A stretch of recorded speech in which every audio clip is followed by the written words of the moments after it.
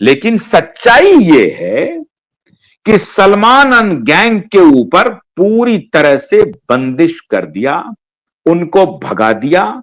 अब आप समझिए कि वो बॉलीवुड में रहते हुए भी बॉलीवुड में नॉन एग्जिस्टेंट है। मोदी जी ने नॉन एग्जिस्टेंट अब मैं क्यों खाली मोदी जी कह रहा हूं, अश्वनी वैष्णव की कोई मैं औकात मानता नहीं, कोई नहीं। अश्वनी वैष्णव को कुछ नहीं आता है। अश्वनी वैष्णव एक ब्यूरोक्रेट है और एक ब्यूरोक्रेसी की जितनी जानकारी, बस इतनी जानकारी समझिए। उनको वो अपने उपयोग के लिए उपयोग कर रहे हैं, बस ठीक है, इसके अलावा कुछ नहीं है अश्वनी वैष्णव। अब वो इंफॉर्मेशन मिनिस्टर है अश्वनी वैष्णव, तो आप कहेंगे कि नहीं अश्वनी वैष्णव बड़े बड़े ये हैं, वो ठीक है, अश्वनी वैष्णव की उस रूप में तारीफ कीजिए। लेकिन अश्वनी वैष्णव एक टेक्नोक्रेट हैं, एक इंजीनियर हैं, वो अपने इसमें माहिर होंगे। वो कोई इंफॉर्मेशन एंड ब्रॉडकास्टिंग मिनिस्ट्री के बड़े स्टॉलवर्ट हो गए, बड़ा विजन हो गया उनका, ऐसा कुछ भी नहीं। ये विजन माननीय नरेंद्र मोदी जी का है। जो कुछ भी है, ये पूरी परिकल्पना जो है वर्ल्ड ऑडियो विजुअल समिट की, ये पूरी परिकल्पना नरेंद्र मोदी की है, या उनके जो कुछ सलाहकार होंगे उन्होंने दिया होगा। लेकिन आप मान के चलिए कि ये पूरी परिकल्पना नरेंद्र मोदी की होगी, क्योंकि नरेंद्र मोदी उस तरह के प्रधानमंत्री नहीं है। नरेंद्र मोदी रात दिन ये लगे रहते हैं कि किसी सेक्टर को अगर रिवाइव करना है, किसी को उठाना है, किसी को आगे बढ़ाना है, तो क्या तरीका अपनाया जाए। देखिए, नरेंद्र मोदी की आलोचना करने के लिए बहुत सारे पक्ष हैं, और मैं खुद आलोचना करते रहता हूं उनकी, खुद आलोचना करता हूं। मैं उन पत्रकारों में शामिल नहीं हूं जो जहां आलोचना करने की बात हो वहां आलोचना न की जाए, लेकिन मेरी आलोचना स्वस्थ आलोचना है। मेरी आलोचना नफरत वाली आलोचना नहीं है कि नरेंद्र मोदी कुछ भी करे एकदम से बैठ जाए उनके खिलाफ जहर बोना शुरू कर दें, कुछ भी करें। और राहुल गांधी तमाम कुकर्म करते रहें, लेकिन राहुल गांधी की तारीफ करते रहें। अखिलेश यादव उद्धव ठाकरे के गुंडा बेटा उसकी तारीफ करते रहें, तेजस्वी यादव की तारीफ करते रहें, इन लोगों की हम तारीफ करते रहें, केजरीवाल की तारीफ करते रहें, और नरेंद्र मोदी की हम कब्र खोदना शुरू करवा दें। जो ये करवाते हैं उन पत्रकारों में शामिल नहीं हूं। जहां आवश्यकता पड़ेगी नरेंद्र मोदी की आलोचना की, जरूर करूंगा, और इसी दिशा सुशांत केस में कर रहा हूं, कर भी रहा हूं, उन्हें सूचना भी पहुंचा रहा हूं, उन्हें अलर्ट भी कर रहा हूं। तो यह लड़ाई बहुत स्ट्रैटेजिक है मित्रों। जैसा मैंने आपको बताया कि जैसे हम उन तक सूचना पहुंचा रहे हैं, सही सूचना पहुंचा रहे हैं, उसी प्रकार से उनको गुमराह करने वाले लोग भी हैं जो उनके तंत्र में हैं। कैसे, मैं आपको एग्जांपल देता हूं। ये परमबीर सिंह कैसे इनके तंत्र में घुस गया। परमबीर सिंह ही वो शख्स है जो फडणवीस जी को और मोदी जी को, अमित शाह जी को ये समझा दिया कि नहीं साहब, दिशा सुशांत के केस में कुछ भी नहीं है, दिशा ने सुसाइड कर लिया था और वो कोई बहुत बड़ा मामला नहीं है, वो एक छोटी सी लड़की थी और उन्होंने सुसाइड कर लिया, it's not big deal.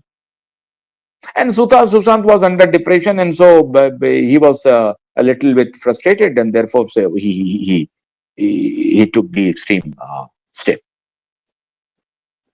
He has convinced all the political masters. अब ये पुलिस कमिश्नर है साहब, इतने दिनों तक सेवा किया है, रिटायर हुआ है पूरी तरह से। यह और बात है कि आखिरी दिनों में ये फरार हो गया।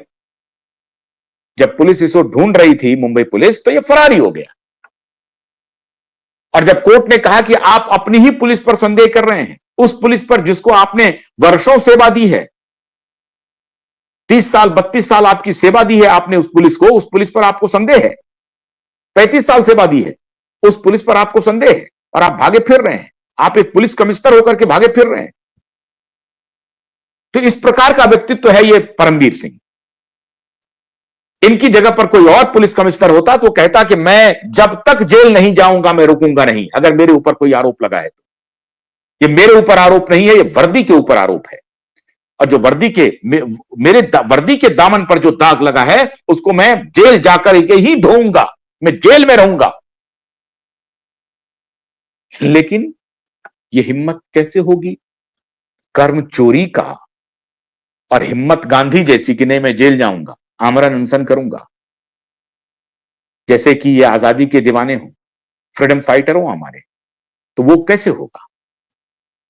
पूरी तरह से चोरी चल रही है पीछे में, तो ये शख्स कैसे कह सकता है कि मेरे दामन पर जो दाग लगा है जब तक वो हटेगा नहीं, मुझे जो भी सजा मिलेगी मैं भुगतने के लिए तैयार हूं, मैं लड़ूंगा। तो ये तो सेटिंग गेटिंग करने में लग गया, वकीलों के माध्यम से, जज के माध्यम से सेटिंग गेटिंग करके किसी तरीके से उससे बचा, भाग गया, इधर भागता रहा, फिरता रहा, फरार रहा, कोर्ट में आकर के कहा मिलॉर्ड किसी तरीके से बचाइए। और इस बचने में बहुत सारी कहानी है, पावर गैलरी में किसी से छिपी नहीं है कि ये कैसे खुद को बचाया है। तो इस शख्स ने ये मैसेज दिया होगा, इसके जैसे और भी बहुत शख्स हैं जिन्होंने मैसेज दिया होगा, तो सबको लगा होगा कि नहीं, मीडिया तो ऐसे ही अनर्गल प्रलाप कर रही है, मीडिया कुछ टीआरपी के लिए ऐसा काम कर रही है, मीडिया पॉपुलैरिटी चाहती है इसलिए ऐसा काम कर रही है। तो मैं इसमें नेताओं को दोष नहीं देता हूं, क्योंकि अगर आप नेता के पूरे दिनचर्या को देखें तो उनके पास हम लगातार एक मुद्दे को इतने दिन से उठाए हुए हैं। लेकिन नेता कोई प्रधानमंत्री है, तो प्रधानमंत्री के सामने तो अभी अभी पहलगाम अटैक हो गया, अभी पता चला नॉर्थ ईस्ट में कुछ हो गया, अभी पता चला कि उसको चाइना पर बयान देना है, अभी पता चला कि यूक्रेन पर बयान देना है, रशिया पर बयान देना है, इधर प्राइस राइज हो रहा है, इधर पावर शॉर्टेज है, इधर अनएम्प्लॉयमेंट है, इधर पॉलिटिकल इलेक्शन हो गया, वहां जीतना है। तो एट ए टाइम हजार बातें दिमाग में चलती रहती हैं, और इन्हीं हजार बातों से निकाल करके अगर कोई शख्स, मान लीजिए 5 मिनट का वक्त है, उसमें उनको क्यूबाइड नेटवर्क भी देखना है और परमवीर जैसे फ्रॉड को भी सुनना है। अब क्यूबाइड नेटवर्क को वो देख नहीं पाए और परमवीर की बात को सुन लिए, तो परमवीर की बात पर भरोसा हो गया। क्यों? क्योंकि ये तो वर्दीधारी पुलिस की वर्दी में है ना, वो कह रहा है। अब फिर उसको क्रॉस चेक करने के लिए जब कभी उनको मौका मिलेगा कि भाई क्यूबाइड को देख लें, क्यूबाइड क्या कह रहा है, तो जब ऑल्टरनेट उनको मिलेगा, ऑल्टरनेट नजरिया, तो फिर वो अपना मानस बनाएंगे। और यही काम हम लोगों का है कि उधर जो उनको गुमराह करने वाले लोग हैं, क्योंकि एक बात मान के चलिए, नरेंद्र मोदी कोई देवता नहीं है कि उनको सारी बातें फटाफट मालूम हो जाए। For that matter Rahul Gandhi भी, for that matter any politician, क्योंकि उनको एक साथ हजार काम करने हैं, तो उनको जो अगल बगल के सलाहकार हैं जो सलाह दे देते हैं, उस पर वो चलते हैं।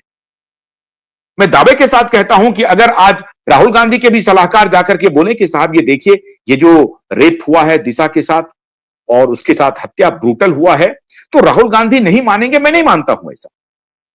लेकिन उन तक सूचनाएं गलत पहुंचा रही जा रही है। और अगर राहुल गांधी को भी सब कुछ जान करके भी अनजान बने हुए हैं, तब उनकी गलती है। और अगर नरेंद्र मोदी सब कुछ जान करके भी अनजान बने हुए हैं, तब इनकी गलती है। और कभी कभी लगता है ऐसा कि नरेंद्र मोदी सब कुछ जान करके भी अनजान बने हुए हैं, और जब ऐसा करते हैं तो क्यूबाइड नेटवर्क खुलेआम विरोध करता है, खुलेआम विरोध करता है, खुल करके। किसी से डर नहीं है, क्यूबाइड नेटवर्क को डरने की जरूरत नहीं है। आज तक कोई इस दामन पर दाग नहीं लगा है, और ये आपका आशीर्वाद है, आपका सहयोग है कि आपने दामन पर दाग लगने नहीं दिया। और इसीलिए बड़ी मजबूती से मैं सवाल प्रधानमंत्री जी से पूछता हूं, लेकिन प्रधानमंत्री पर भरोसा भी करता हूं, पूरी शिद्दत से भरोसा करता हूं। अभी जितने पॉलिटिशियन हैं मैदान में, उनमें मैं प्रधानमंत्री पर भरोसा करता हूं, इसमें कोई शक नहीं, करता हूं भरोसा। सवाल भी पूछता हूं और भरोसा भी करता हूं। और जैसा मैंने आपको बताया कि ये जो दूसरा गैंग है जो प्रधानमंत्री को गुमराह करने पर लगा हुआ है, तो मेरी और मेरे वकीलों के भी, नीलेश ओझा जी की भी, हम दोनों एक रणनीतिक युद्ध लड़ रहे हैं, एक रणनीतिक युद्ध लड़ रहे हैं। उधर वो गुमराह करने का काम कर रहा है, हम इन्फॉर्म करने का काम कर रहे हैं, हम तथ्यों के सहारे सरकार तक सूचना पहुंचा रहे हैं। और तब जाकर के अगर देवा भाऊ और प्रधानमंत्री जी कोई कदम नहीं उठाते हैं, तब मोर्चाबंदी शुरू कर देते हैं, तब अदालत के माध्यम से उनके खिलाफ मोर्चाबंदी करते हैं। और करूंगा भी, जब देखूंगा कि ये सब कुछ बताने के बाद भी रास्ता इन्होंने गलत पकड़ लिया है, तो फिर मोर्चाबंदी करूंगा। कोविड में हमने लगातार इनको आगाह किया, लगातार। और आज भी मैं ये सवाल पूछते रहता हूं कि आप बिल गेट्स जैसे माफिया को अपना दोस्त क्यों बनाए हुए हैं? आपके नेता हमेशा कहते हैं कि सोरोस जो है वो भारत को डिस्टेबलाइज कर रहा है। सोरोस का बिजनेस पार्टनर है बिल गेट्स। फिर आप बिल गेट्स को क्यों अपने साथ जोड़े हुए हैं? ये सवाल मैं पूछता हूं। और इसीलिए हम लोगों की जिम्मेदारी है कि प्रधानमंत्री तक सही बात पहुंचाई जाए, उनको अलर्ट किया जाए। और अगर फिर भी वो अलर्ट नहीं होते हैं तो खूब डंके की चोट पर उनको कटघरे में खड़ा किया जाए। फिर कोई माफी नहीं है, कोई माफी नहीं है। और फिर यह कहा जाए कि आप इन लोगों के साथ मिल गए हैं। आपको समझ नहीं आ रही है कि बिल गेट्स के साथ दोस्ती ने आपको कितना नुकसान किया है। अभी डिनो मौर्या, सूरज पंचोली, अरबाज खान, सलमान खान को जो असली प्रहार किया है ना मित्रों, ये आप सबकी बहुत बड़ी जीत है और खुशी मनाइए। ये अब कहीं दिखने वाले, ये संजय संजय दत्त को भी इन्होंने रवाना कर दिया। ये सब टेंटेड लोग हैं। ये तो बेचारे सजा काट के भी आ गए। सुनील दत्त इनके पिता बड़े अच्छे थे और नरगिस के बेटे हैं, तो मेरी तो संवेदना इनके साथ रहती है। लेकिन सजा